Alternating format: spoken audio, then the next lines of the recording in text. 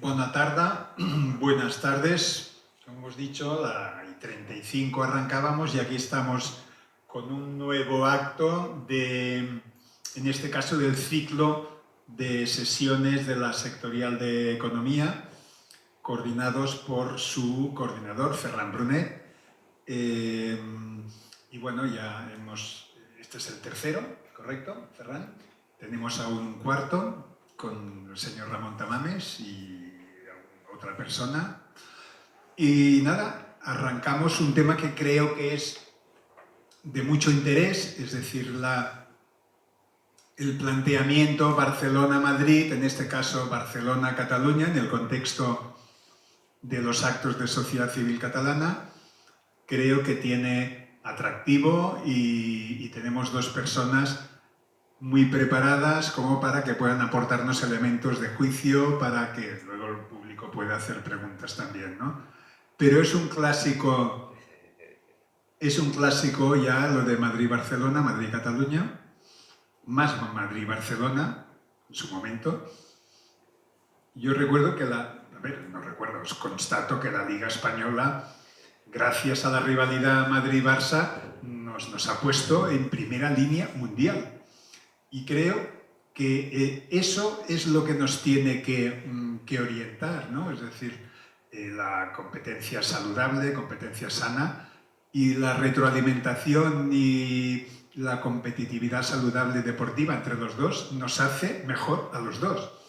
Y a toda la ciudadanía, además, está orgullosa de esta competencia, competitividad, y se siente orgullosa de participar en un lugar donde existe esta digamos, competencia saludable, ¿no?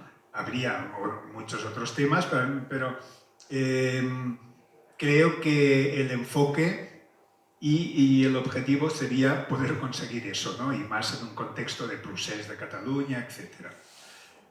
Madrid se ha beneficiado mucho de la torpeza y de los errores que hemos cometido en Cataluña, también Valencia, no sé quién más, quizá Madrid. Ya lo dirán los economistas, pero desde el punto de vista de conseguir ventajas por lo que dejaba de hacer Barcelona y Cataluña, pues Madrid ha sido muy beneficiada. Voy a presentar a los ponentes. Gracias a todos ustedes por acompañarnos esta tarde. En primer lugar, voy a presentar a Javier Santa Cruz, el ponente que viene de Madrid, Javier Santa Cruz Cano. Es muy joven, he puesto aquí incluso el año de nacimiento, 1990. Es economista, analista financiero y profesor universitario joven, pero lleva años que su nombre está dando fuerte por ahí. Por lo tanto, enhorabuena, Javier. Ya tiene más de 10 años de experiencia en proyectos de energía. Actualmente me ha dicho es donde estás más centrado. Banca, infraestructuras. Gran tema, podemos comentar algo de este tema. Si nos das luz será interesante porque realmente es un tema de primer orden aparte de la vivienda. Agroalimentación, es investigador del Instituto de Bolsas y Mercados Españoles y de la Fundación de Estudios Financieros. Y es una pieza clave de la benemérita Fundación Civismo. Publica regularmente en prensa económica y generalista y está muy presente en medios audiovisuales y redes sociales. Y es un honor disponer de su colaboración y desde el 2014 y 2015 fue, junto con Ferran Brunet, el impulsor de un indicador que lo editábamos mensualmente, que le llamábamos el índice Sociedad Civil Catalana de riesgo catalán, ¿no? Es decir, luego lo explicarán ellos, interesante, aquel que cada 11 de septiembre mostró unos picos de susto. En fin, aquellos desfiles separatistas terminaron afortunadamente y aquí tenemos a Javier y ya voy a presentar ahora a Ferran Brunet. Ferran Brunet, lo conocéis, los que habéis venido ya a otros actos. Es miembro de la Junta de Societat Civil Catalana, fundador también de Societat Civil Catalana. Quizás somos los dos, digamos, que llevamos aquí desde el principio, o sea que nos estaremos haciendo ya pesados y todo. Pero bueno, alguien tiene que haber renovación y alguien que tenga también este elemento de recorrido. Conoce muy bien el tema del separatismo y su vinculación con la economía. Sabéis que es el autor de La economía del separatismo catalán. Tiene una versión española y una versión global en inglés. Luego lo tenéis ahí su libro. Ahora mismo, además de su tarea de sociedad civil catalana, en la Junta, es coordinador de la sectorial de Economía y Empresa, dinámica y muy activa. Y tiene ya amenaza con dos proyectos, 2 libros más.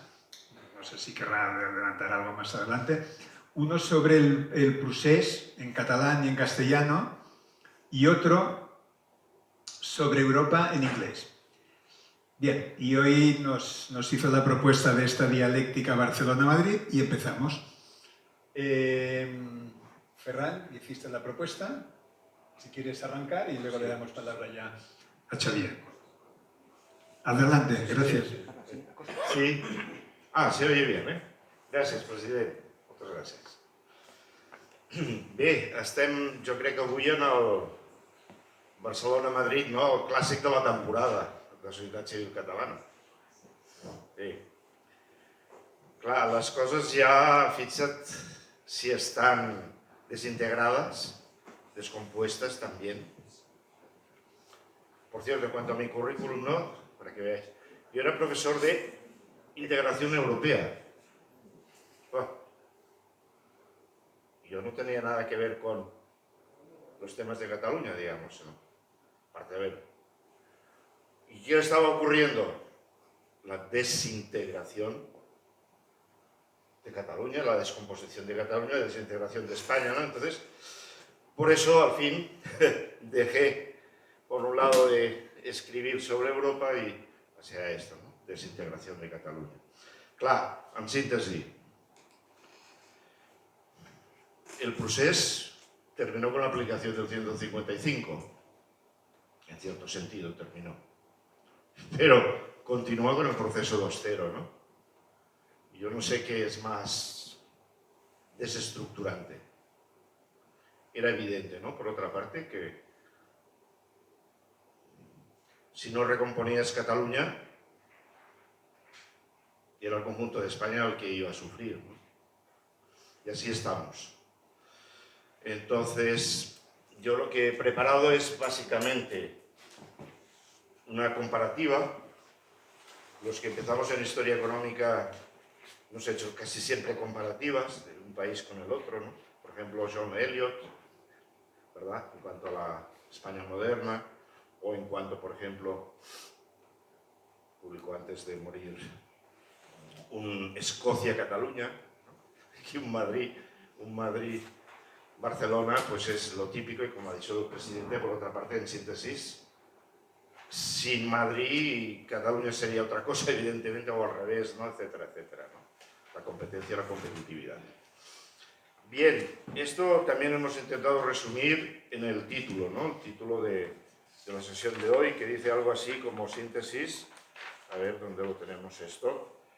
Decía algo así como modelos, políticas, competencias, oposición y colaboración, ¿no? Todos son los temas implicados.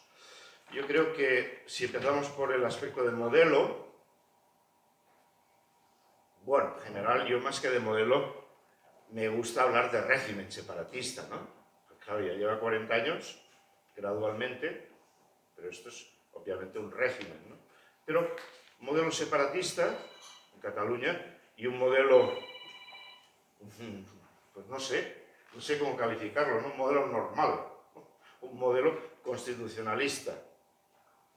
Aunque de todos modos, si Cataluña estuviera dentro de la ley, que en muchos aspectos no lo está, pero si lo estuviera, como Madrid lo está, al fin sería las políticas diferentes, los modelos diferentes, los hábitos diferentes, se reproducen un poquitín en el tiempo, sería fruto de la Constitución española, del autogobierno que se da a las comunidades autónomas. De modo que, en este sentido, sería súper legítimo y además desde el punto de vista socioeconómico, etcétera, muy positivo que hubiera posibilidades diferentes y de competir entre regiones, ¿no?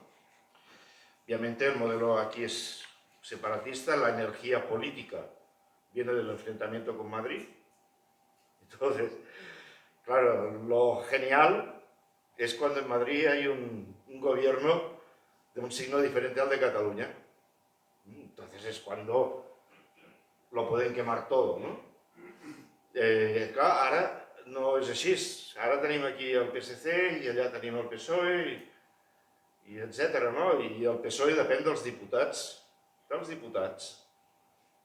que es treguin a Catalunya a les properes eleccions. I per tant, el tema clau de Catalunya és l'abstenció. Es decir, que y esto lo vemos en todas las estadísticas y todos los... El problema es la abstención de los catalanes normales, para decirlo así muy rápido, ¿no? Claro, aquí figúrate tú que es un régimen también porque aquí ha habido muchísima ideología, ¿no? Ideología al principio un poco nacionalista, o sea, un autonomista, no, independentista, no? Diem en general nacionalista, però també d'esquerra, no? D'esquerra. I avui el resum seria la ideologia d'estil woke, no? Que diem ara. Clar, Catalunya és dels llocs més avançats en el wokisme, òbviament, no? Òbviament, perquè són molt de temps que hem anat en aquesta tendència. Per això els economistes vàrem entrar amb el tema de decadència econòmica, no? Amb Francesc Granell, per exemple. En canvi, el model de Madrid seria, doncs sí, si ho volem qualificar així, un model constitucionalista, molt menys ideològic, molt més liberal, molt més centrat, i amb un resultat no de decadència, sinó un resultat de progrés, de millora. Bé, aleshores, a veure si sé passar aquestes pàgines. Jo, aquí, i en general, m'agrada saber la magnitud de la catàstrofe, no? Per tant, una de les primeres taules d'aquest llibre, que l'he reproduït aquí a part, és els indicadors de tipus social, no? Són tots pitjors a Catalunya que a Madrid. Natalitat, menor. Mortalitat, també la mortalitat més gran. Matrimonialitat, més petita. Divorcialitat, més gran. Delinqüència, superior. Tot és que, naturalment, tot casa, tot està en relació una cosa amb l'altra, no? Però, com a economista, yo sé, como catalán, por otra parte, que aquí hay un problema de eso que los ingleses llaman y saben corregir, han corregido durante varios siglos, que es el downsizing, el pasar a algo menor y diferente. Es decir, en términos más sencillos, la desindustrialización. Els que han nascut a l'Eixample, sota de casa hi havia una fàbrica de ràdios i televisors i tota l'Eixample era ple d'indústria, naturalment. Tot això ha desaparegut i en què s'ha convertit? Més enllà de casa, 400 metres, hi havia la gota d'àmbar, és a dir, Henkel. Feien sabons. Al meu bloc hi havia gent que treballava allà. Henkel, no? Va comprar la gota d'àmbar als 60, Henkel. I què va fer? Doncs va seguir produint sabons i després la seu central de Henkel, a l'Eixample, tocada a la Sagrada Família. Vaig un dia a casa de ma mare, perquè ja havia saltat el Tibidabo, vaig un dia a casa de ma mare. Un hotel. Henkel havia desaparegut. El banc transatlàntic que estava sota, és a dir, Deutsche Bank, havia desaparegut. Clar, bé, etc. No? El conjunt d'Espanya s'ha industrialitzat. Per això què vol dir? Si l'any 2000, fixa't, el 2000, la indústria a Catalunya era el 22,6%, en el 2016 es el 14,6% la industria. ¿Vale? Y hoy, 2025, es el 11,4%. Entonces, claro, figúrate, en este contexto schumpeteriano, pues de transformación, tú has estado haciendo precisamente, en aquello que podías hacer en políticas, lo contrario de lo que debías. Justamente, absolutamente lo contrario de lo que debías hacer, ¿no? Has creado una inestabilidad política sensacional. El que podía huir, huía enseguida, calladito. Y el que no, pues, mirad. El 23% de los españoles hace boicot a productos catalanes. O sea,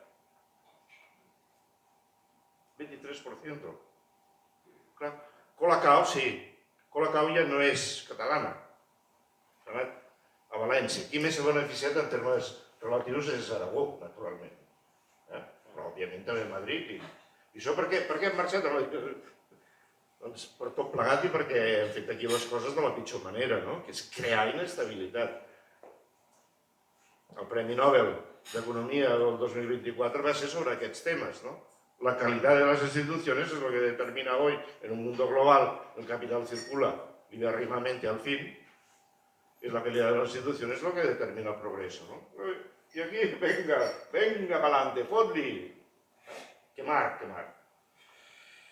Bueno, y así todos los indicadores. Indicadores absolutos de población, naturalmente, pues figúrate tú, en el 70 Catalunya tenia 5,1, Catalunya vol dir bàsicament Barcelona, o sigui, són 3,5, l'altre és altra cosa. 5,1 al 70, Madrid 3,7. Pues mira, ahora estamos, Barcelona 8.100.000, Madrid 7.100.000 de población, ¿no? Es decir que... Clar, és que sí, és que Cataluña es emigrante neta hacia el resto de España, increíble.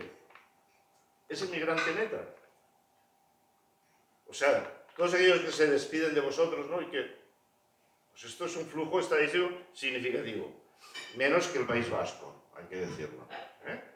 Pero lo hablaba el otro día yo con Alejandro Macarrón, que tuvimos en nuestra primera sesión, ¿no? Es que lo del País Vasco...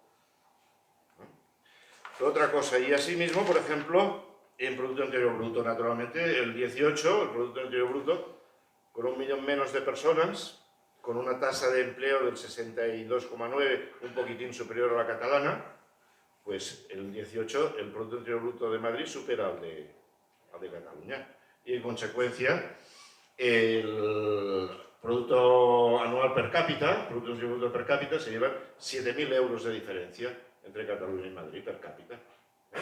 O sea, incluido los bebés. O sea, bastante dinero. Podríamos decir 700 euros al mes de diferencia. Y así sucesivamente. Natalidad. La natalidad es algo, bueno, etcétera, ¿no? Pero una de las cosas que más me ha sorprendido es la complicación demográfica y por tanto política. ¿Dónde manda la CUP? Allá arriba, de las comarcas de Cataluña, donde en 32 de ellas mueren más que no nacen, naturalmente, digamos, ¿no? Bueno, pues aquí en Cataluña pues es lo mismo, ¿no? La diferencia en natalidad es de 2 por 1000, que viene a ser un 30% superior en Madrid. La mortalidad es un poquitín mayor también en Cataluña. La natalidad ha caído, pues mira, desde el 11 por 1000 en el 2002 hasta el 7,2 en el 2019. Es decir, un tercio más en nada, en 15 años, 17 años. Es decir, naturalmente todo está relacionado.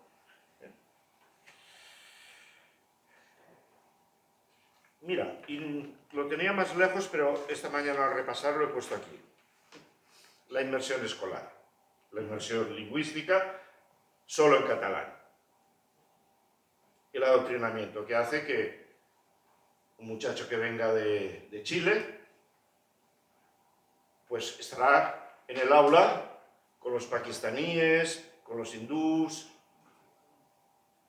¿sí? Para aprender el catalán.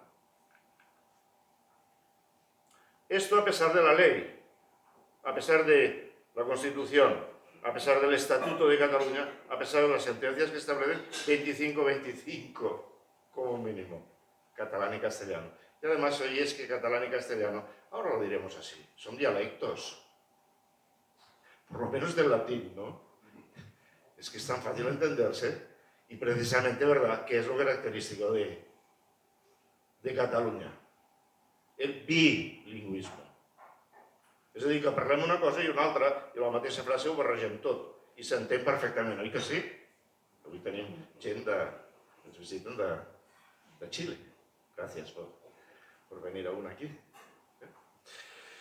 Bien, pues sí, oye, tú no lo quería olvidar porque inmersión monolingüe en catalán supone fracaso escolar. Mira, es tan grave que dejaremos la economía por un momento e iremos aquí. Mira, el promedio del fracaso escolar, es decir, alumnos que abandonan antes de... En Cataluña es el 23,7% de los alumnos. En Madrid es el 9,4%. Datos OCDE, los célebres PISA. Repito, Cataluña 23,7% fracaso escolar, Madrid 9,4%. Sí, mira, és que amb això ja n'hi hauria prou. Pero luego es que son cifras geniales, están muy bien hechas, porque claro, se van haciendo un año, otro año, otro año. Si tú distingues entre los alumnos catalanes, entre aquellos que son catalanohablantes, como yo mismo, mis hijos, y aquellos que son castellanohablantes, hispanohablantes, ¿qué resulta? Si la media es del 23,7, los catalanohablantes fracasan el 17,5%. Menos que la media, pero el doble que Madrid. Vale, sí. Queréis saber, ¿no?, naturalmente, el número que falta, es decir, las niñas y los niños castellanohablantes, ¿cuánto fracasan? Fracasan el 30,0%. Es decir, 3 veces más que en Madrid. ¿Dónde voy a escolarizar yo si vengo de América Latina? ¿Dónde voy a escolarizar a mis chavales? Si puedo escoger, oye, no, porque la probabilidad de que aquí caiga es de un 30%. No sé, vulgarmente es que no hay derecho, ¿no? Bueno, aquí llegamos al tema de las empresas, la huida de las empresas. ¿Por qué huyen? Obviamente, quizá nos falta un descriptor aún, hoy, ¿no? Obvio, porque esto es un infierno fiscal, como veremos dentro de un momento. Aparte que la polarización es la más guapa de España, ¿no? Por eso huyen. Todo el que bonament pot, el que bonament pot. Bueno, el máximo se da en el año 17 de empresas. Aquí tenemos gente profesionales que saben bien del tema. 18 y sigue el flujo, ¿no? ¿Cuántas han vuelto? Pues han vuelto algunas naturalmente, entre otras cosas por todos los motivos. Claro, las que huyeron, figúrate tú. En mi pueblo había el 3 de octubre colas el 2 de octubre, colas en la calle para sacar el dinero. Obviamente. Yo también lo cambié. Antes yo decía en las conferencias que daba, sabes que hacíamos bolos, más bolos que ahora, antes. Yo deia, ui, la secessió no s'esdevindrà. Tu m'entiendes, en català? No pasará la secesión. Porque si pasara, los que creen en ella habrían sacado el dinero de los bancos ya. Estamos hablando del 14, el 15, el 16. Oh, pues el 17 lo sacaron. Lo sacamos también los que... ¿no? Claro, los bancos... Imagínate tú, CaixaBank, que es un banco, ahora es un banco español. O Sabadell, también, es un banco español, evidentemente porque ha captado todo lo que ha podido, ¿no? En el resto de España con la crisis de las cajas de ahorro del 2008-2012, que tanto impactó por otra parte también en Cataluña, ¿no? Inversiones extranjeras, pero si esto era el cielo, la gloria, el paraíso de las empresas extranjeras. Barcelona. Obviamente, por industria. En Madrid había 4 bancos de origen extranjero, ¿no? Que luego fueron españolizados, pero el sitio guapo naturalmente, es Barcelona. ¿Sí? Vale, pues mira. Madrid se lleva hoy el 61,2% de la inversión extranjera de España, que llega a España, nueva, en el flujo anual. Cataluña, el 14,4%. 61,2, 14,4.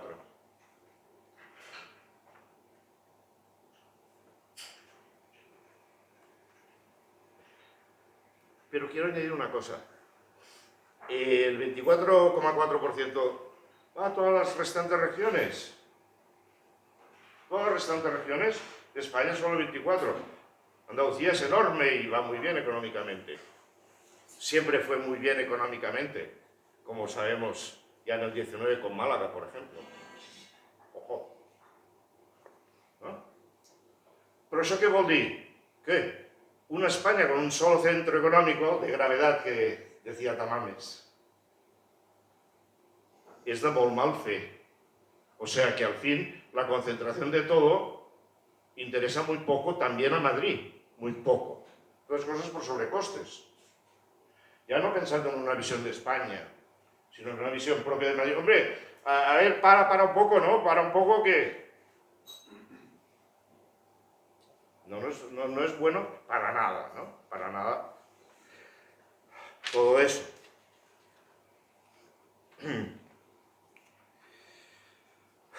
Sí. Luego una cosa curiosísima que me dijo un exgobernador del Banco de España, Ferran, fíjate en la inversión. Fíjate en la inversión. Claro, la cuota de inversión es inferior también en Cataluña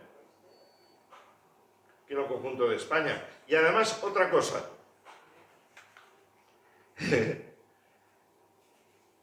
Hay más depósito que crédito. Al revés, más crédito que depósito. Más crédito que depòsito. És a dir, els catalans, per dir-ho així d'una manera nacionalista i separatista, ja hem aconseguit que ens financin els altres. Ok? Clar, tot està coordinat. Això des del punt de vista financer, tu en saps, potser ens ho pots dir després una mica més, no? Bé, anem al tema de l'infern fiscal. Bé, aquí hi ha 2 aspectes. Un, los adicionales a los impuestos españoles.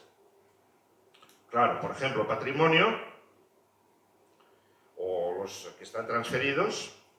Pero, por ejemplo, patrimonio. En Madrid 0, Cataluña 2,75. IRPF, el máximo 45, Madrid, Cataluña 50, es decir, 50, pues te llevan 50% si... Esto es el máximo, pero claro. Claro, tú comprenderás que esto estimula la ingeniería fiscal financiera porque nadie está de acuerdo o nadie le gusta que... Y así sucesivamente, sucesiones. Puede ir del 1 al 32% aquí en Cataluña. Madrid, 0. Transmisiones patrimoniales. Oh, ¿no? Estamos en el 11, ¿no? Hasta el 13. Hasta el 13, como nos explicaste en la anterior sesión. ¿Ok? Profesor Fernando Méndez González. ¿Ya? Madrid el 6. ¿Muy bien?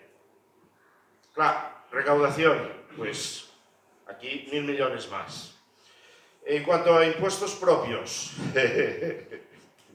Madrid 4, Cataluña 15. Hay que decir que de los 15 hay 2 que están en no sé qué tribunales. De acuerdo. Estos 15 impuestos, con ellos se recaudan 679 millones solo. Y lo principal es el canon del agua, que es el abuso del agua, digamos, ¿no?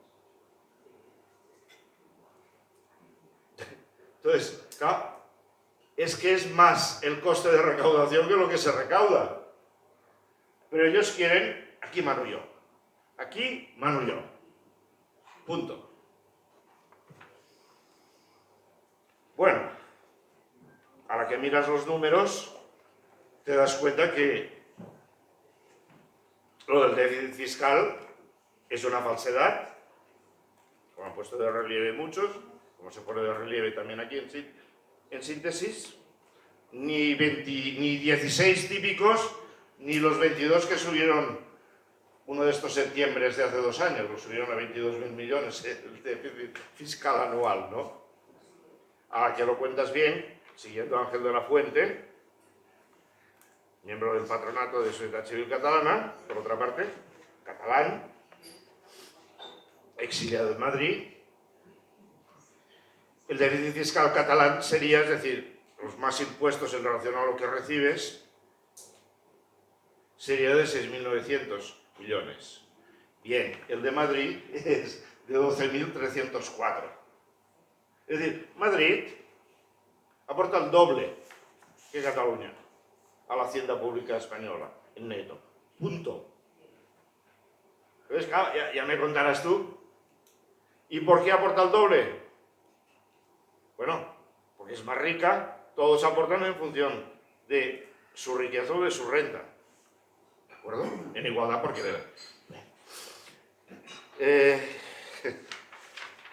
pudiéramos ver la deuda de las comunidades autónomas, ¿no? La de Madrid son 36.000 millones, la de Cataluña 86.000. Los fondos recibidos del FLA, Madrid 4.700, Cataluña 139.000. Además de lo que recibe el presupuesto ordinario, ¿no? Es decir, el FLA este. En consecuencia, la deuda pendiente con el FLA, Madrid es 0, Cataluña es 73.000 millones. De aquellos que había recibido 139.000, ¿no? Pero yo quiero añadir una cosa, ojo. Como decimos el segundo día de carrera, de primero, todas las cuentas están equilibradas. Eso quiere decir que si tú tienes un déficit en una cuenta, quiere decir en una subcuenta, es porque tienes un superávit en otra subcuenta. Naturalmente, si no, no podrías pagar. Todas las cuentas están equilibradas. Claro, esto es de empezar la carrera, sorprendes a la gente, es decir, que es algo un poco difícil de comprender, ¿no? Intuitivamente, pero ¿eso qué quiere decir? Que si tienes un déficit fiscal porque eres más rico y por solidaridad te aportas más, solidaridad que ha establecido la Constitución o legal, es porque tienes un superávit en otras balanzas. ¿En cuál? En la de capitales, que ya hemos visto que hay más créditos que depósitos, y en la comercial. Claro. ¿Qué es lo característico de Cataluña? Vender al resto de España. Entonces, tirarse piedras a este mercado es lo peor que puedes hacer. Y yo diré que una de las sorpresas, está bien, como economistas, a la que ves el número exacto, es que las ventas en términos absolutos incluso de Cataluña al resto de España van bajando. Es decir, que por esta vía de reducir el superávit comercial llegará un día que ya no tendremos déficit fiscal. ¿No? Es impresionante. Porque claro, es absolutamente impresionante que incluso en términos absolutos las ventas decrezcan. Por aquello, naturalmente también, que hemos dicho antes del boicot a productos catalanes, ¿no? Y por otros motivos, como traslado fuera de empresas directamente, ¿no? Bueno, aquí tengo algunos temas de abstenciones que quizá lo podemos dejar. Y nada más, yo creo que muchas gracias por estar aquí y por vuestra atención.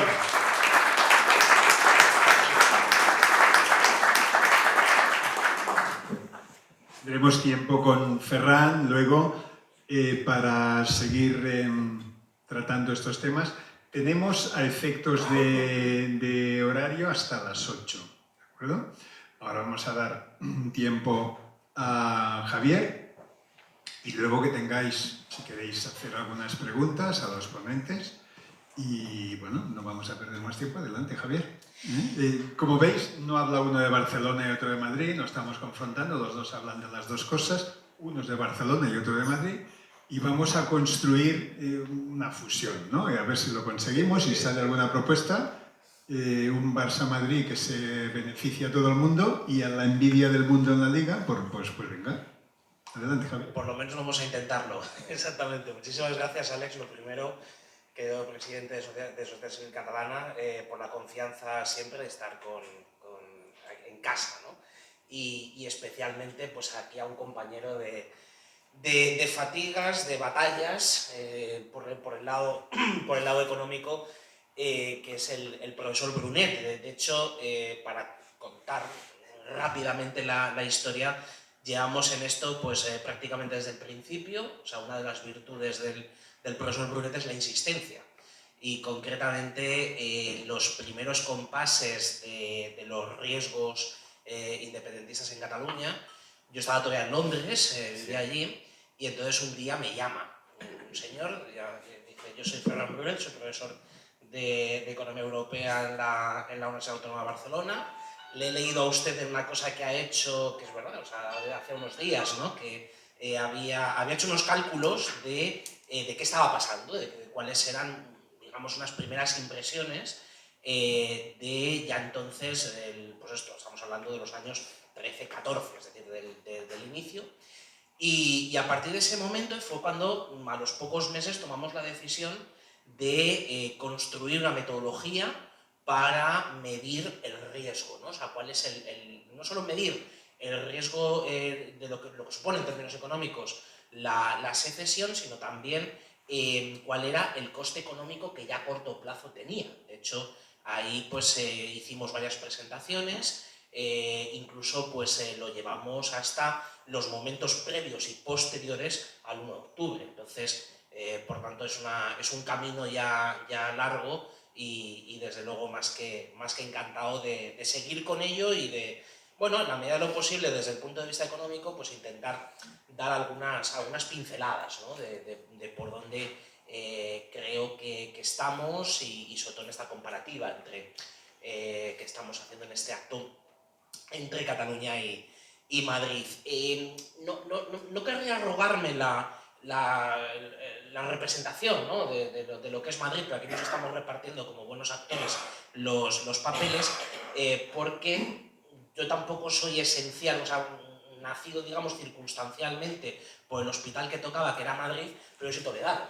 Entonces, sí, vivo en Madrid, pero bueno, más que vivir, pongo la lavadora, o sea, luego ya el resto de la semana la pasamos fuera y afortunadamente desde hace bastantes años pues prácticamente pues aquí todas las semanas, o sea, de una forma u otra aquí, no solo en Barcelona sino también en otras partes de Cataluña, pues desde hace ya unos cuantos años. Y eso también sirve para poner en perspectiva a unos cuantos de los datos que ya ha dado el profesor Brunet antes, y yo me gustaría centrarme en dos temas que paso a comentar, porque estamos demasiado influenciados, diría yo, por mensajes muy simplistas, digamos, muy sencillos de entender, que es lo que parte importante de cómo se construyen las ideologías y los movimientos.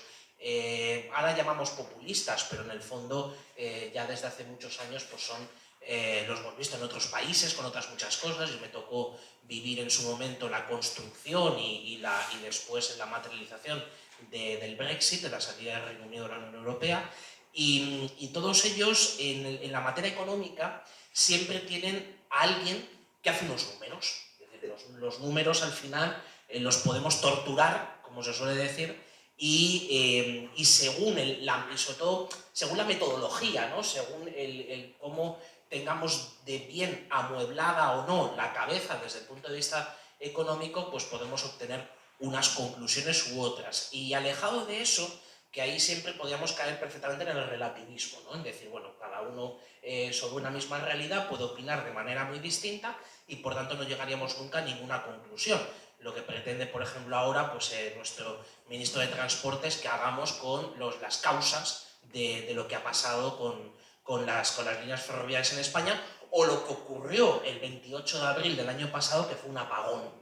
Es decir, que ni siquiera en los terrenos más estrictamente de la ingeniería y de la ciencia, de las ciencias materiales, ¿no? De las ciencias físicas, hasta en eso nos quieren llevar a un relativismo, ¿no? A que el informe de uno pues, sea tan válido como el del otro, y cuando vemos las metodologías y la forma en la que se ha hecho, pues desde luego deja mucho que desear, y sobre todo cuando en la economía tristemente lo hemos tenido mucho más presente, pero en cosas como pues esto, en el sistema eléctrico, en los transportes, en la energía en general, se pretenden sustituir las leyes de la física por las leyes de la política, y eso pues obviamente no nos lleva a ninguna parte buena.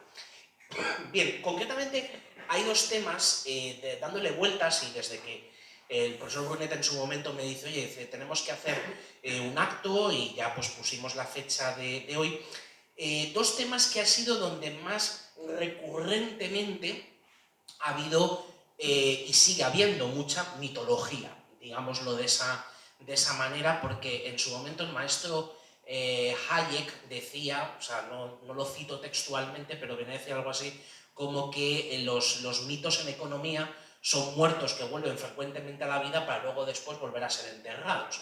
El problema es que hay muchos mitos que son frecuentemente resucitados y enterrados de nuevo, ¿no? Y entonces, concretamente, me gustaría tratar dos, ¿no? Y son dos que son perfectamente conocidos por todos ustedes. El primero es el efecto de la capitalidad.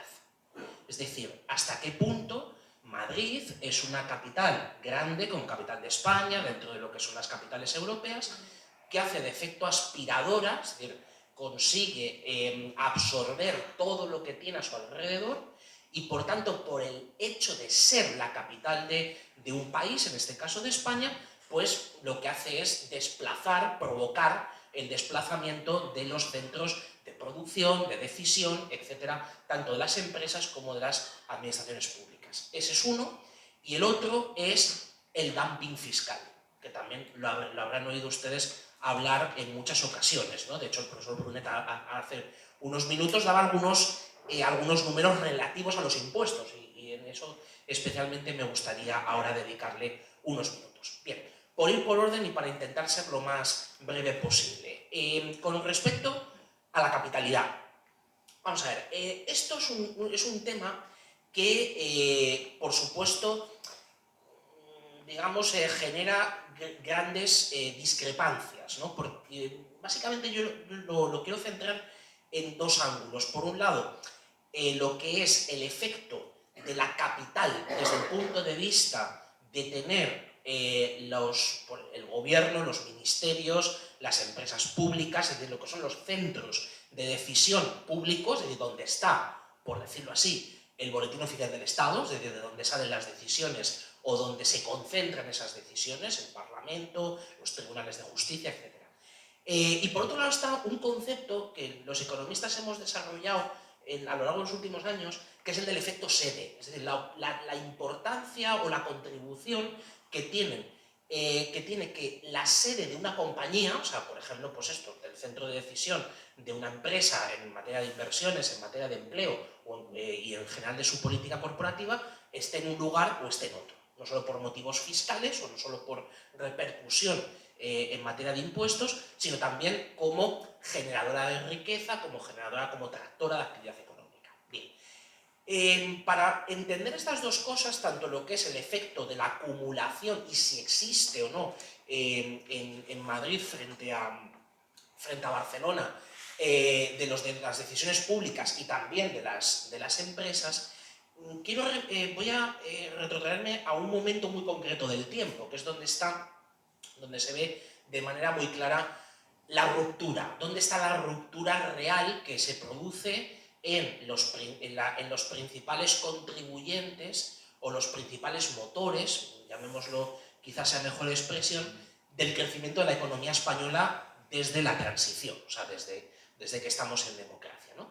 Y entonces ahí nos encontramos con que en los años, justo antes de los años 2000, incluso si nos vamos a los 90 y tirando de estadísticas históricas, llegando a los 80, lo que vemos es que la contribución, el peso de las administraciones públicas, por tanto, con todo lo que conlleva, ¿no? Sueldos, gastos, inversiones, todo, ¿no?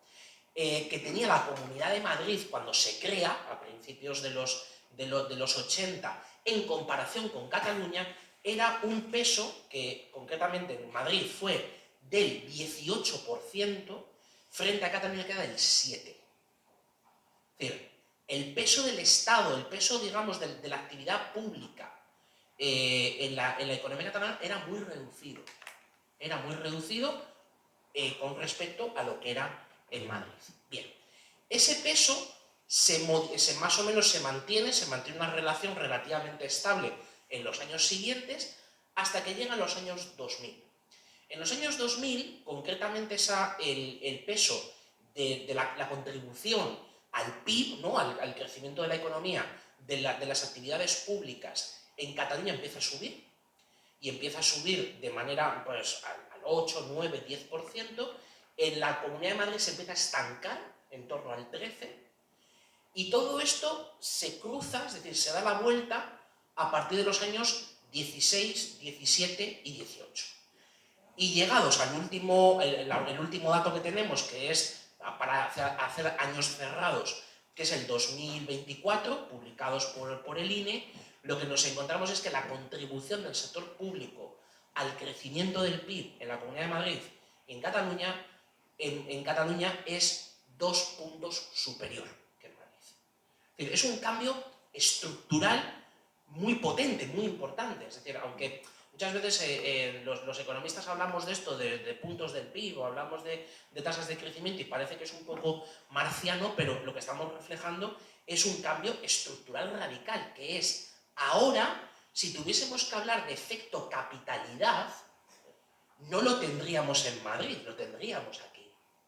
Porque en Cataluña dependemos más de la administración pública y de las decisiones que toma la administración pública para crecer en términos de crecimiento de la economía. Entonces, esto es una primera aproximación, pero fíjense, dos datos que son extraordinariamente relevantes es si ya, en vez de ser solamente el peso sobre el PIB, o sea, la contribución sobre el crecimiento del PIB, lo hacemos sobre el total, sobre ahora ya en España los 2 billones que tenemos que hemos alcanzado del PIB, etc. Entonces, ahí lo que nos encontramos es una cosa que es todavía más relevante, todavía tiene más enjundia. Mirad, en 20 años, estos son datos cerrados, año 24 también, ¿vale? Publicados por la IREF, por la Autoridad Fiscal Independiente. En 20 años, el peso del sector público en el PIB de Cataluña ha crecido 4,3 puntos, situándose en el 17%. Estamos en el 17%, incluso llegó un pico por encima del 17% con la pandemia, pero bueno, ese pico, digamos, fue común a otros territorios, porque entre el año 20 y el 21 el crecimiento del tamaño del Estado fue bastante notable. En parte en algunos territorios se ha corregido y en otros ha seguido así. De hecho, la tendencia es que siga subiendo. O sea, pasa en otros países, pero en el caso de España es especialmente llamativo. En el caso de Madrid, en esos mismos 20 años, desde el año 2004 al año 2024, el peso del Estado solamente ha subido 0,9 puntos. 3,4 Cataluña, 0,9 Madrid. Madrid tiene en este momento un peso del Estado en el PIB del 9,9%, por debajo del 10%. Por debajo del 10%. Con lo cual las actividades del sector público son mucho menos relevantes en términos de actividad económica en la Comunidad de Madrid que en Cataluña. Pero es que en la media nacional pasa algo similar, ¿no? De hecho está justo en el intermedio, es decir, en esos mismos 20 años el peso del Estado en el PIB de España ha subido 2,1 puntos, ¿vale? 2,1 puntos, situándose en el 16%. Imaginemos cuando decía el profesor Brunet que la industria, el peso de la industria en el PIB está excluyendo las actividades de energía, la producción de energía está en el 11, o sea, en torno al 11, 11,3, 11,4, el peso del Estado ya está en el 16% en la media nacional. O sea, resulta que es una máquina de generar dinero mayor en este momento el sector público que la industria. Y esto es una lectura bien preocupante. ¿Por qué? Porque cuando el Estado absorbe, es decir, está generando este gasto, evidentemente no es neutro, es decir, lo está haciendo a costa de una mayor presión fiscal, tanto sea presente o sea futura. Y la presión fiscal futura es la deuda de hoy. Es decir, la deuda de hoy son los impuestos de mañana, ¿no? Lo que nos enseñaban también, lo recordaba el profesor Brunet, como la equivalencia ricardiana, ¿no? Aquello que David Ricardo se le ocurrió en los principios de economía política y tributación, ya por 1817, se le ocurre que da igual financiar el gasto público, concretamente en aquel momento eran las guerras napoleónicas, da igual financiarlo con impuestos hoy o con deuda, porque la deuda son los impuestos de mañana. Entonces establece ese concepto que ha sido extraordinariamente importante, que es el de la equivalencia ricardiana. Bien, entonces, en términos de peso del Estado, en el PIB, la diferencia entre Cataluña y Madrid es de 5,2 puntos. O sea, si hacemos la comparativa en estos 20 años.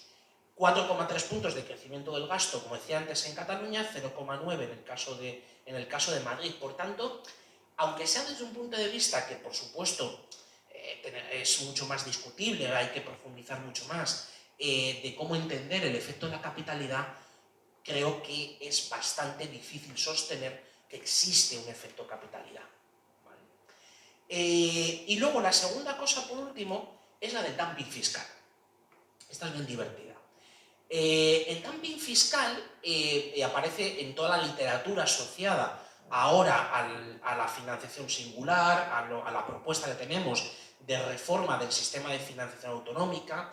Ha estado siempre colgando como uno de los temas centrales de la negociación política entre los diferentes niveles de administración. También haciendo un poco historia atrás, y permítanme que me vuelva otra vez a ir hacia finales de los 90, principios de los 2000, fíjense, una de las grandes diferencias, y antes también Ferran ponía algún número sobre la estructura económica, concretamente en el caso de la industria, pero también la estructura demográfica, tenemos que tener en cuenta los que venimos de orígenes y de haber vivido muchos años en la meseta, ¿cuál era la ventaja competitiva que teníamos, digamos, a mitad del siglo XX o incluso en los últimos 20-30 años del siglo XX?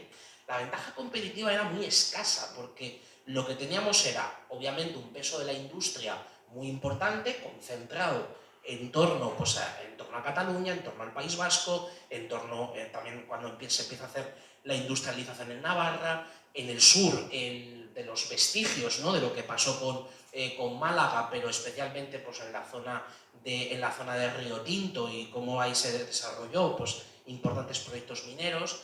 En el fondo, mientras la economía española va haciendo el gran cambio estructural de los años 60, ¿no?, claro, ni la industria ni el sector servicios, especialmente el turismo. Es decir, el turismo era de sol y playa. Es decir, por eso es por lo que España ha tenido y sigue teniendo su petróleo, hasta el punto de que vivimos básicamente de ello. Es decir, nuestra principal entrada de dinero todos los años es gracias a los ingresos del turismo extranjero. Tenemos 97 millones de turistas extranjeros, con una característica que era impensable cuando este señor y yo nos empezábamos a relacionar, que era que se gastara más por persona y por día de manera sistemática cada año. Y no por efecto de la inflación, es decir, es que el gasto real es mayor por persona y por día. Entonces, ese petróleo que tenemos y del cual abominamos en muchas ocasiones, y no digamos las regulaciones que se aplican en la materia de la vivienda turística, en la materia también de las tasas turísticas y de otros elementos relativos a ello, el problema que tenían comunidades como la de Madrid, mi tierra, Castilla-La Mancha, que era básicamente un sector agroalimentario de subsistencia, es decir, éramos los grandes productores del vino de España, es decir, y de hecho lo seguimos siendo, o sea, y ese vino es tan malo que lo mezcla con cualquiera otro, ese cualquiera otro sigue siendo el mismo, es decir, seguimos vendiendo, lo digo como agricultor, los fines de semana, entonces seguimos haciéndolo igual, ¿no? Bueno, hay otras cosas ya que se han hecho mucho mejores, por supuesto, pero o sea, había un reto que era enormemente importante. Ese reto, Extremadura, Castilla-La Mancha, en parte pues, la propia Castilla y León también, pero quien tenía el mayor reto era la Comunidad de Madrid. La Comunidad de Madrid al final no dejaba de ser un cierto engendro. Es una creación de decir, vamos a hacer una comunidad uniprovincial.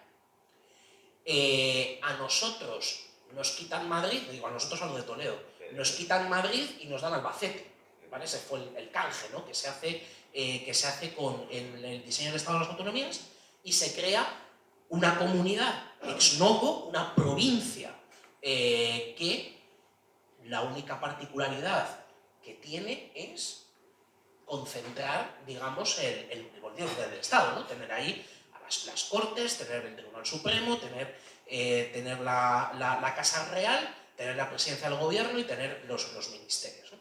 Y entonces, ante esa situación, claro, los sucesivos gobiernos, desde que se crea la Comunidad de Madrid, le dieron muchas vueltas a qué se podía hacer, o sea, cuál era la ventaja competitiva que podía tener Madrid, que no fuera la de simplemente ser un lugar administrativo, ¿no? Esto es como cuando uno, por supuesto, salvando todas las distancias, pero cuando va uno a Washington, ¿no? Y entonces, pues lo que hace es básicamente encontrarse calles y calles de lobistas, de funcionarios, de burócratas y de gente, digamos, que está de una industria creada en torno al poder, ¿no? Al gobierno federal, a la Casa Blanca y a todo el resto de las instituciones. Entonces, ahí es donde surge, a finales de los 90 y sobre todo principios de los 2000, la apuesta que empieza primero en el ayuntamiento y luego después se traslada al gobierno regional, que es la única forma de poder generar atractivo con los mimbres que hay, es decir, con las ventajas competitivas que hay, que son poquísimas, poquísimas desde el punto de vista económico, ¿no? Comparado con el turismo, comparado con la industria, ya aunque fuera decadente, y comparado también con el sector exterior, es decir, con las relaciones comerciales que había con otros países, sobre todo con los países del euro, a los que exportamos e importamos 2/3 de nuestra balanza comercial. Y ahí es donde se dice, necesitamos bajar los impuestos, una política de impuestos bajos, simples, intentar simplificarlos lo máximo posible y reducir todo lo que se puede y más la burocracia. Es decir, generar un marco institucional, es decir, allá donde no hay riquezas naturales o donde no hay, por decirlo así, una ventaja competitiva inicial, se crea ex novo. Y en este caso, aquello empieza a funcionar a partir de mitad más o menos de los años 2000, incluso quitando los efectos distorsionantes de la burbuja inmobiliaria de los años 5, 6, 7, 8, aquello pues bueno, ha ido progresando a lo largo de los años y se ha traducido efectivamente, decía el profesor Brunet al principio, de si podíamos llamarlo modelo. En cierta manera sí, es decir, es un modelo con muchos altibajos, porque no está de más recordar que durante todos estos años, aunque ha gobernado el mismo partido, es decir, el mismo color ha estado ahí, pero ha tenido muchos cambios, incluso, por decirlo así, de filosofía político-económica. Es decir, ha habido momentos incluso en los que parecía que se iba a revertir algunas de las reformas, ¿no? que se habían hecho en los años anteriores, y de hecho hoy, o sea, sin ir más lejos, hoy, y esto es opinión pura y dura personal, hoy esa parálisis reformista se nota, es evidente. Y es evidente ¿por qué? Porque, vamos a ver, decía el profesor Brunet antes, y ahora hablaremos, ya con eso acabo, de los impuestos patrimoniales, ¿no? El impuesto al patrimonio, o sea, los impuestos sobre la riqueza o sobre, tanto por la tenencia como por la transacción. Miren, ahí es donde se ha producido una ruptura que es tan simple como lo siguiente. Si recuerdan, hace 2 años, nuestra querida ministra de Hacienda, la señora Montero, ve que el impuesto del patrimonio en España prácticamente no existe, salvo en algunos sitios. Extremadura, Galicia, o sea, hay unas cuantas comunidades que tienen unos impuestos, unos tipos sobre patrimonio relativamente elevados. Y otras donde es cero. O sea, de hecho, la primera, es decir, recordemos que el impuesto del patrimonio se bonifica al 100% en la Comunidad de Madrid y se hizo en paralelo a lo que hizo el gobierno de Rodríguez Zapatero. Recordemos que el impuesto del patrimonio lo bonifica al 100% el gobierno de Rodríguez Zapatero, porque en aquella época, todavía en aquel gobierno, incluso a los niveles del partido gobernante, había gente que pensaba que cuantos más bajos fueran los impuestos, mejor era. Esa percepción, no solo percepción, sino aplicación práctica. Mi jefe, y el que fue, o sea, con el que yo trabajé hasta que murió en el año 2014, David Taguas, fue el ideólogo de esta historia. Y eso es una sana costumbre que se ha perdido, tristemente, en estos gobiernos. El impuesto al patrimonio fue un auténtico acierto. El impuesto al patrimonio es un impuesto que no debería existir. No debería existir, es decir, es necesario suprimirlo. O sea, los desincentivos que crea, no solo ya el ahorro, sino, porque no es un problema solamente de ahorro, sino de una cosa que es clave en economía, que es la acumulación del capital, la acumulación, o sea, poder tener incentivos para invertir y para generar riqueza. Este tipo de impuestos se lo cargan. El impuesto al patrimonio, el impuesto de sucesiones, etc. Entonces, a lo que voy es a que la señora Montero, primero el mismo gobierno Zapatero, ya distinto, porque fue en el 2010, recupera de nuevo el impuesto al patrimonio, pero el impuesto al patrimonio es un impuesto 100% cedido, totalmente cedido a las comunidades autónomas. Entonces cada una pues tiene su regulación. Entonces la señora Montero decide que hay que dar una vuelta de tuerca, que claro, el impuesto al patrimonio, que está 100% cedido, pues no puede hacer demasiado, y entonces se inventa un impuesto del patrimonio paralelo, que es el llamado impuesto temporal de solidaridad sobre las grandes fortunas, que es un impuesto del patrimonio paralelo, es decir, es lo mismo, con algunos pequeños cambios. De hecho, ya fue motivo de fallo y de consideración por parte de los tribunales. Bueno, la cuestión es que existe este impuesto de solidaridad sobre las grandes fortunas y básicamente se crea para recaudar en Madrid. básicamente. En otras autonomías también, pero fundamentalmente en Madrid. ¿Qué es lo que decide el gobierno de la Comunidad de Madrid? Recuperar el impuesto al patrimonio. Mal. Mal vamos. ¿Por qué?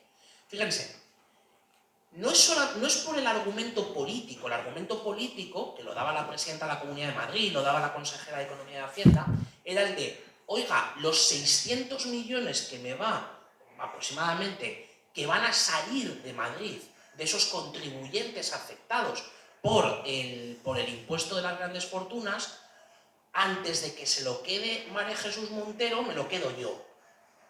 Ese fue el argumento. Pues mire, señores, vale mucho más el prestigio, la credibilidad, la reputación de un modelo de atracción de capitales como es el de la Comunidad de Madrid que 600 millones de euros. Lo siento mucho, es así. Y entonces, esto, y como ha habido unos cuantos errores en los últimos tiempos. Entonces, es una administración que tiene cierta parálisis desde el punto de vista reformista.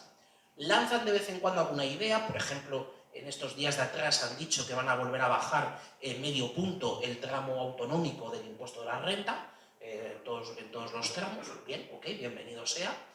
Se inventaron el año anterior una deducción por inversiones de no residentes que llegaban a Madrid, pero claro, es que la inmensa mayoría de los inversores no residentes que llegan a Madrid no son personas físicas, son personas jurídicas.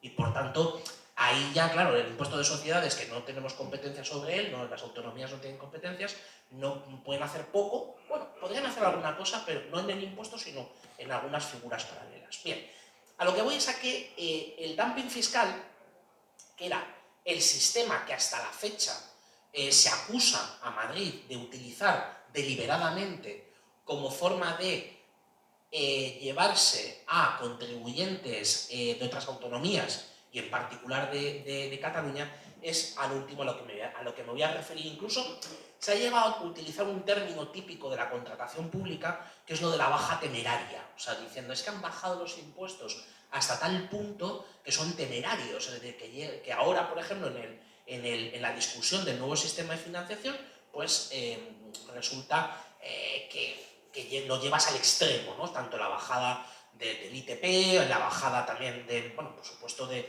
las exenciones nuevas que han aprobado, por ejemplo, en el impuesto de sucesiones para no solamente hijos, sino también pues, sobrinos, o sea, las líneas colaterales, que cada vez son más importantes, porque si una de las cosas la realidad demográfica nos impone es precisamente la tendencia de hijos cada vez más escasa y, por tanto, que la sucesión de las empresas, pero también de la riqueza, pues del ahorro, pues se tenga que hacer con sobrinos y con otros familiares. Bueno, concretamente, el dumping fiscal, ¿cómo podríamos poner algunos números al respecto? Pues básicamente los que traigo son relativos a la presión fiscal. Es decir, el dumping fiscal, cuando por ejemplo, la OCDE hace estudios al respecto, la variable básica que utiliza es la de la presión fiscal, que es la recaudación dividida del PIB. También, por supuesto, con todas las comillas, porque el ratio de presión fiscal es bastante discutible, ¿no? O sea, no refleja, digamos, correctamente, ¿no? Cuál es el esfuerzo que cada uno de nosotros, cada uno de los individuos, hace a la hora de pagar impuestos. Entonces, en estos últimos 20 años, también datos cerrados 2024, la presión fiscal en Cataluña ha subido 3,7 puntos y está en el 15,3 y llegó hasta el 16,6 en el año 2021. Mientras que en esos mismos 20 años, la presión fiscal en la Comunidad de Madrid solamente ha subido 0,4, es decir, es equivalente a una congelación en la práctica de cuánto se recauda en términos del PIB, mientras que la media nacional, la media de España, es una subida de 1,8 puntos hasta el 15,7 concretamente, y con un pico del 17% en el año 21. Entonces, ¿esto qué genera? Genera un escenario donde Lo decía el profesor Brunet al principio. Por un lado tenemos un déficit público superior, concretamente los últimos números de ejecución presupuestaria, pues la Comunidad de Madrid está en equilibrio presupuestario. Cataluña tiene un déficit del 0,5% de venir de déficits del 6 y del 7, de los años 17, 18 y 19. La deuda pública, efectivamente, 29,5% en el caso de Cataluña, 11,8%, esto es el tercer trimestre del 2025, la Comunidad de Madrid. Pero es que la variación del gasto es una de los números, ¿no?, que se hacen, que se llama la regla de gasto, ¿no?, cuánto se permite a las autonomías, a los ayuntamientos gastar en función de cuánto crece la economía. En Cataluña la regla de gasto la tenemos en el 9,5%, mientras que la Comunidad de Madrid está en el 5%. Y ojo, el 5 es bastante alto, es decir, estamos hablando de un crecimiento prácticamente paralelo al del PIB nominal. Por tanto, para resumir y acabar, lo que nos encontramos es una diferencia de presión fiscal de 4,8 puntos entre Cataluña y Madrid. Por tanto, cuando tienes una diferencia de esas características, ¿se puede hablar de dumping fiscal? No.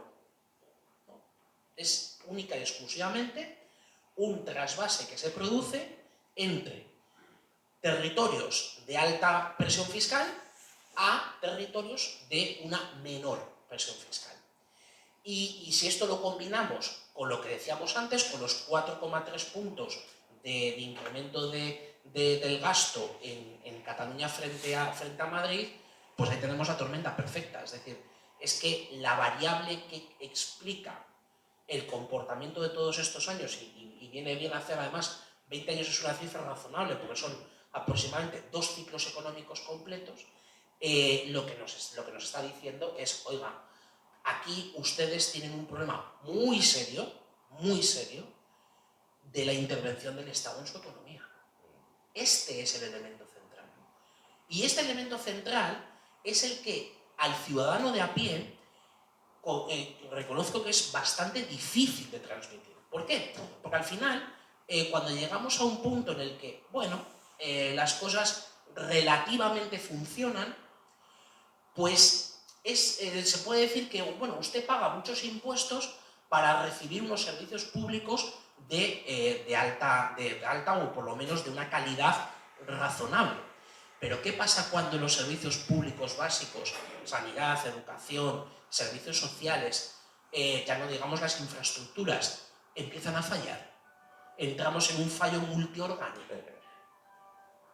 Claro, aquí basta ya de hablar de dumping fiscal o de hablar del efecto de la capitalidad. Oiga, aquí tenemos un problema muy serio, de cuáles son las consecuencias que tiene mantener una estructura de intervención pública totalmente sobredimensionada.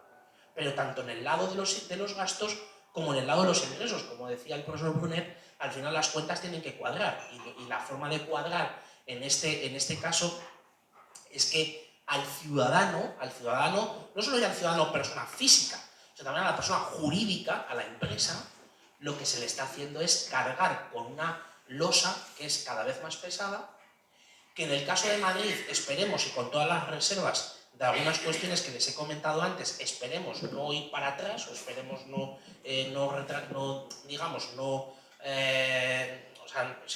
echarnos para atrás, y por tanto esto es lo que, si luego ya sumamos a otras comunidades, por ejemplo ya no hablemos del País Vasco, de Navarra o de Canarias o de algunas autonomías que tienen una situación también muy compleja desde el punto de vista de cuando la estructura pública se come las posibilidades que hay de poder crecer, ¿no? Cuando al final el coste de mantener esa estructura es muy superior a los beneficios que genera. Bien, pues esto es por mi parte, muchísimas gracias y nada, a su disposición.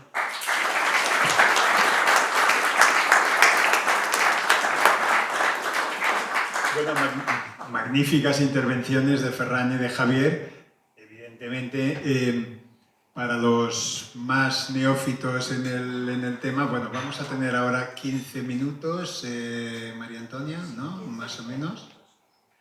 15 minutos para hacer alguna pregunta que sea concreta y bajemos un poquitín a poder dar respuestas escuetas para que entren varias. Creo que hay 3 o 4 personas. El tema económico, Madrid, Cataluña, del que nos interesa en el día a día. Pues a ver, por favor, preguntas concretas y también le pediré a los ponentes concisas para poder llegar a todas ellas, ¿no? ¿Necesitas...? Sí.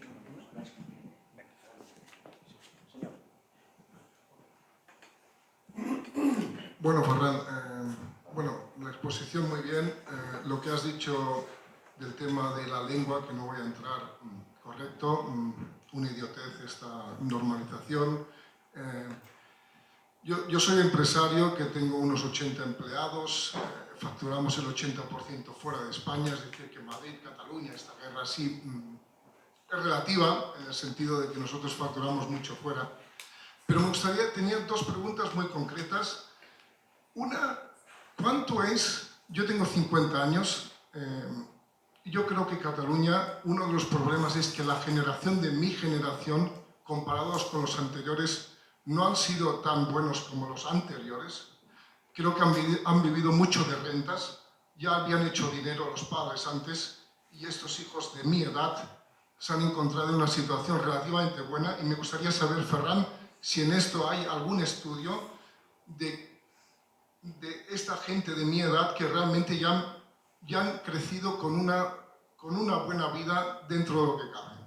Y número 2, a mí lo que más me preocupa, teniendo una empresa global, es, yo tengo 80 empleados, de los 80, 4 trabajamos sin horario, 76 con todas las leyes y todas las, es decir, vacaciones, horas, me pongo enfermo, no pasa nada.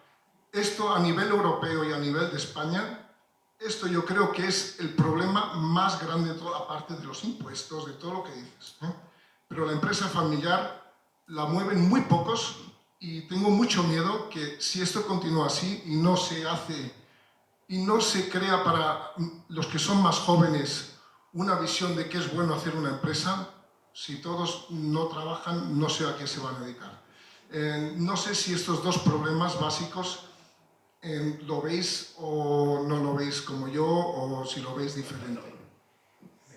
Hacemos cosas ágiles, un poco ágiles, para que den tiempo.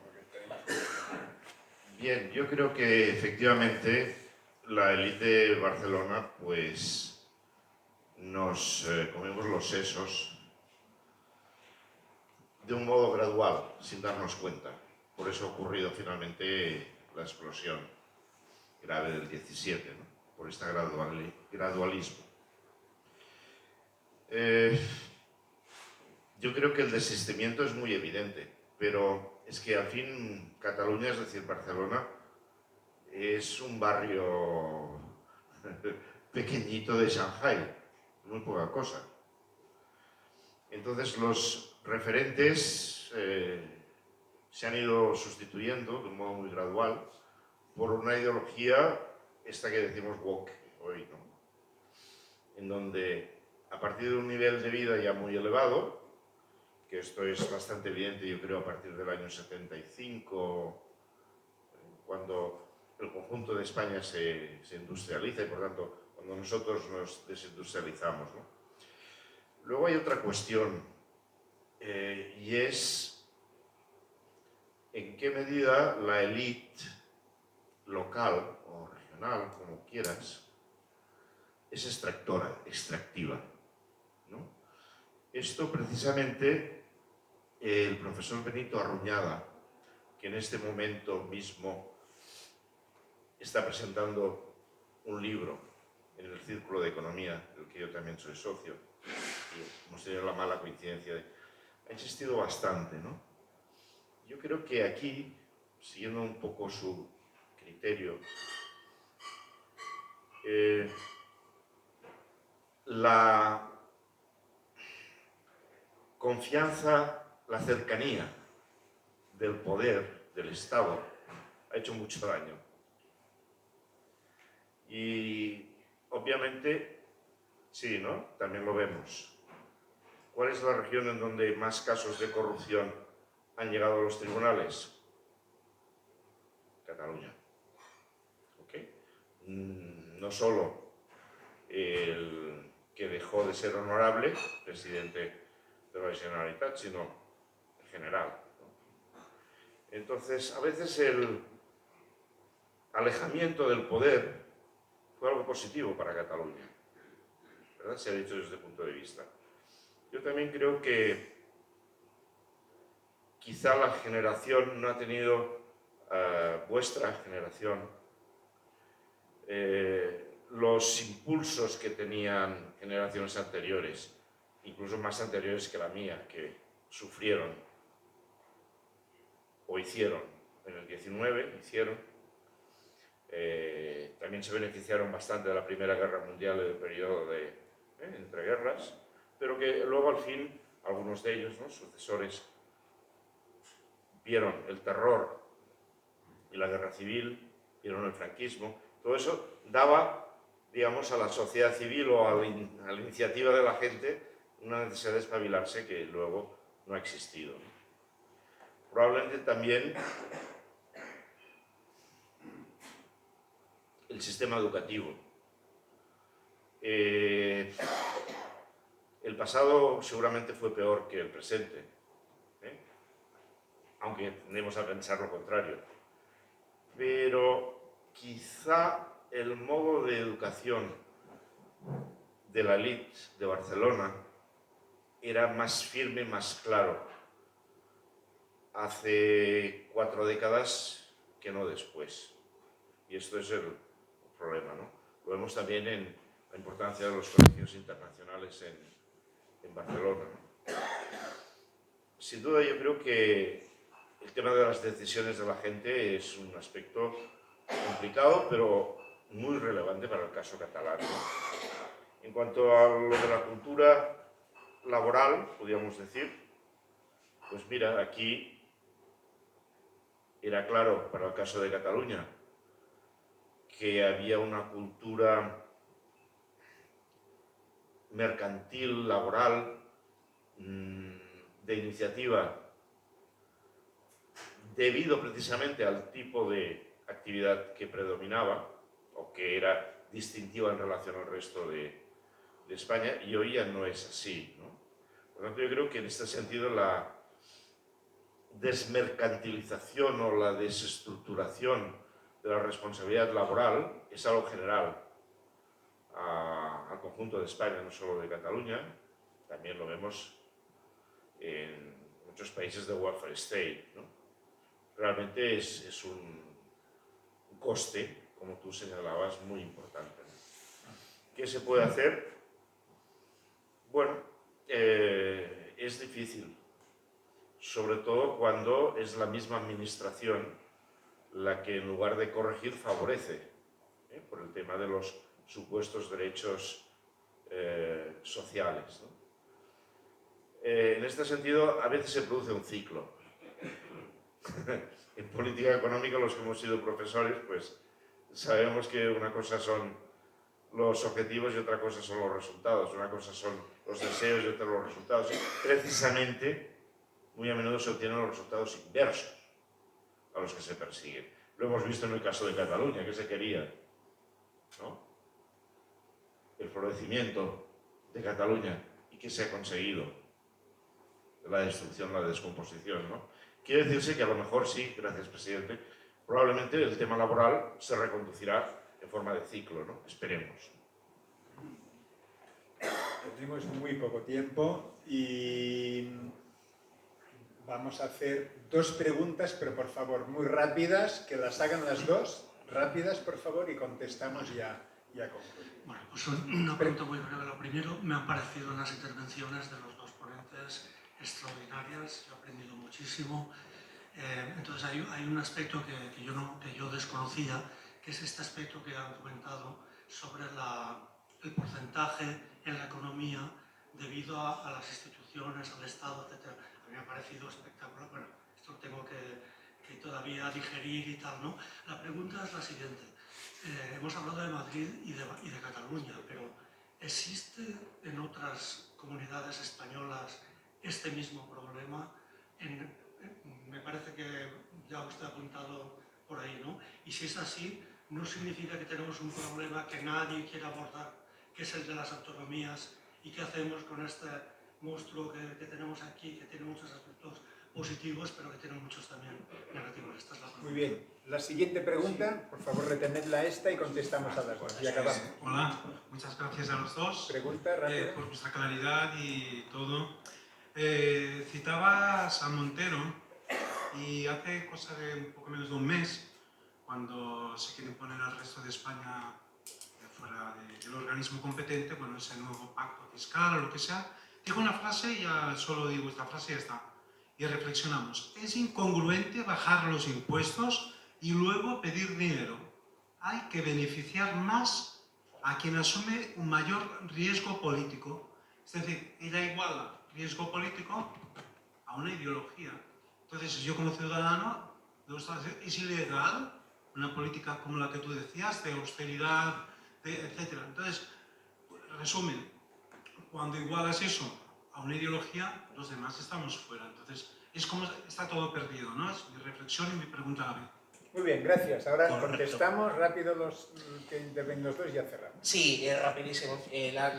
Sobre las dos cuestiones. La primera, o sea, esto efectivamente es un problema que tenemos en otras autonomías, porque la dinámica de sustitución que se ha producido del sector público sobre ciertas actividades privadas en los sectores completos, como es el caso de la industria, pero también pasa en el sector agroalimentario y pasa en otros elementos, lo que ha favorecido es precisamente, lo decía el profesor Brunet hace unos minutos, también lo que favorece es al final que se retroalimenten los vicios y los incentivos negativos y que lleguemos a, sumado a una crisis demográfica, sumado a la despoblación, sumado a otros elementos, lo que nos lleva es a tener economías regionales, por llamarlo así, que tienen un serio problema no solo de ahora, sino probablemente todavía más grave a medio plazo. Pero es que aquí se unen dos problemas, que es por un lado el problema regional, con una estructura sobredimensionada de las autonomías, pero también pasa, porque eso era previsible que sucediera, sí, eso es una cosa que los economistas estudiamos al principio de la carrera, que se llama la enfermedad de Baumol, que es que cuando el gasto público lo que tiende es a crecer, es decir, y tanto en términos nominales como en términos de dividiendo sobre el PIB. Y entonces tenemos un problema regional con esa creación de todas estas estructuras a lo largo de los últimos 40 años, pero tenemos un problema que es terrible, que es el de la seguridad social. Y sobre todo la regionalización de la caja de la seguridad social. Porque esto ya se va a destapar, se está destapando en el caso del País Vasco, con la entrega de las competencias de gestión y también con la entrega de algún tipo de pensiones que paga la caja y que ahora lo que vendrán será, pues simplemente la única diferencia es que vendrá una carta con el logo correspondiente del gobierno vasco y por tanto que ese pensionista o ese receptor de dinero pues vea que ya no es la Tesorería General de la Seguridad Social, sino que es el gobierno vasco. Entonces, la regionalización del déficit de la seguridad social de verdad es un motivo de pánico. Es decir, el déficit en Cataluña, el déficit en el País Vasco, el déficit en Navarra y el déficit en Asturias, de verdad es para salir corriendo. O sea, es un problema muy, muy serio. Y a lo que estamos tendiendo es hacia la regionalización de la seguridad social, porque ya estamos rompiendo el principio de caja única. Por tanto, los dos elementos, o sea, tanto la estructura autonómica como también lo que queda central todavía, que es la seguridad social, desde luego tiene mucho riesgo. Y luego, con respecto a lo que decía efectivamente la vicepresidenta, es que desde hace años se consolidó el discurso de que el que baja los impuestos va a pedir dinero porque no le funciona la bajada de impuestos porque no recauda más, cosa que no es cierta. Es decir, las bajadas de impuestos, después del tiempo que se tarda en normalizar o en que reaccionen las bases imponibles, se terminan convirtiendo en aumentos de la recaudación. No me remitiré a la historia famosa de la servilleta, de la prueba de Laffer, pero sí a decir que lo que tenemos, por ejemplo, Andalucía, por poner un caso de una región que debería de ser un infierno fiscal, ahora está con impuestos más bajos recaudando mucho más. ¿Por qué? Y recaudando en términos reales, es decir, descontando la inflación, que esto también tendremos que hablar un día de estos, de la salvajada de que paguemos impuestos no por las rentas reales, sino por las rentas nominales. O sea, que la presión fiscal todavía no sube adicionalmente por el efecto de la inflación. Entonces, esa doctrina tristemente está consolidada. Esa doctrina tristemente la comparten no solo algunos de los, por decirlo así, de la gente de alrededor del Ministerio de Hacienda actual, sino que incluso la compraron algunas comunidades gobernadas por el PP. Entonces, cuidado. Es un problema que es, digamos, es común, es transversal, porque lo que se dieron cuenta era de que, por ejemplo, cuando llegó Andalucía, o llegó, por ejemplo, yo qué sé, Castilla y León incluso, o Cantabria, o Galicia, y hacían esa política, y les funcionaba, pero tenemos ahí a dos regiones, 3 en realidad, que van a ser determinantes y que están siendo determinantes en las negociaciones del sistema de financiación nuevo, que son la Comunidad Valenciana, Murcia y Baleares. Concretamente, la Comunidad Valenciana y Murcia tienen una estructura hiperdimensionada del sector público. Y es lo que no han querido reconocer nunca. Es decir, llevamos más de 15 años oyendo la historia de que están infrafinanciadas. Señores, están infrafinanciadas en buena parte porque su estructura pública está sobredimensionada.